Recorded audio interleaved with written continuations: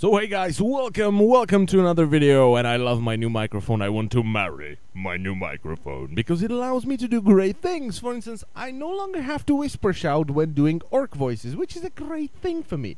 So instead of doing the old, "Ooh, I'm an orc," I can now do, "Ooh, I am an orc," and it actually picks it up and it sounds much better than whisper shouting. So yeah, I sense great things in the upcoming videos because right now I feel like shouting into the microphone all the time, yeah.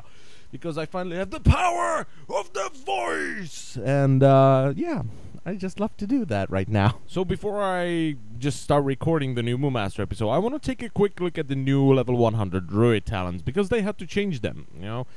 The old ones just wouldn't work with the massive balance Druids overhaul that we're getting in Warlords of Draenor, so they changed them, and thank God they're a lot more interesting than the previous ones were. So, yeah, let's take a look at them. So first of all, we have Balance of Power. Your Starfires extend the duration of Moonfire by 6 seconds, and your Rats extend the duration of Sunfire by 4 seconds. It also increases the periodic damage of your Moonfire and Sunfire by 10%. This is a great talent in my opinion, because it kinda compensates for the lack of snapshotting for dots in Warlords of Draenor. So this will be something for us to do while we're just pulling out our normal rotation, and I'm sure that this is the talent I will be testing the first, because it breaks the rotation, it breaks the monotony. So even though you're near solar eclipse, you still might want to cast Starfire just to keep Moonfire on your target. That's great, I like that. The next talent is called Stellar Flare. And Stellar Flare is basically what Insect Swarm was, but now it makes sense. So it's a powerful spell which benefits from both lunar and solar eclipses, dealing the most damage when they are balanced.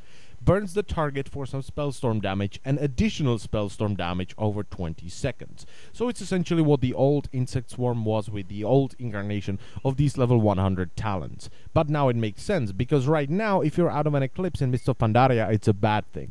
In Warlords of Draenor, you can't really do anything about it because the eclipse moves on its own. So right now, if you're in the middle of the two eclipses, you can cast Stellar Flare. It will do a lot of damage. Once again, fairly good talent. Now it makes sense.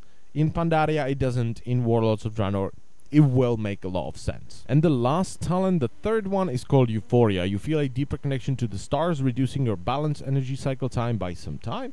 Additionally, your lunar and solar empowerments also reduce the cast time of the affected spells by 20%.